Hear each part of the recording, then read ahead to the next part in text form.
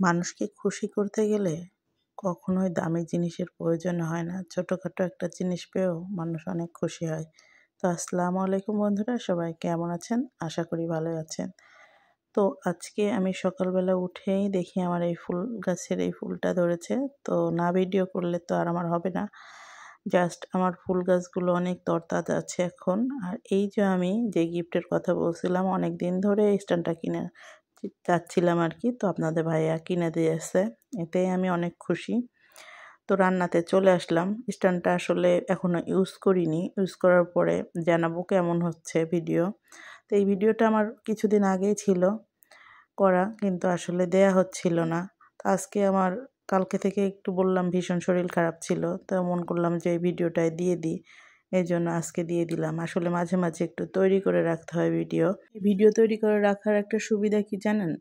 যে যখন আপনি অসুস্থ হবেন তখন ঠিক এই ভিডিওগুলো আপনি দিতে পারবেন। দেখেন আমার কণ্ঠ শুনে অবশ্যই যারা আমার ভিডিও দেখেন বুঝতে পারবেন যে আসলে আমার শরীরটা ভীষণ খারাপ, কণ্ঠই বোঝা যাচ্ছে।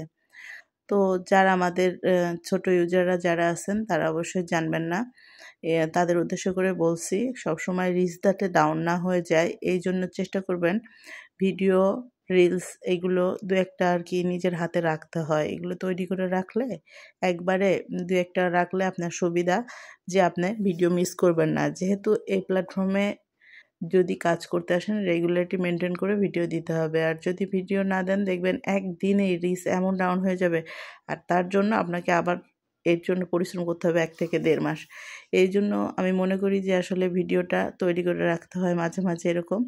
তো আমি আজকে রান্না করছি আর কি গরুর পায়া, লাউ শাক ভাজি করছিলাম, আর আয়ের মাছ ভুনা করছিলাম। আসলে সব কিছু দেখানো সম্ভব হয়নি, শুধু একটা রান্না দিয়ে আজকে ভিডিও শেষ করব। তো আজকে রান্না করছি এই যে ঠ্যাং আর কি, গরুর ঠ্যাং। আর গরুর ঠ্যাংটা আমার জামাই বলেন, আমার বড় ছেলে বলেন খুব পছন্দ করে। ছোটটা তো আর খাইতে পারে না, তার কথা কি বলবো।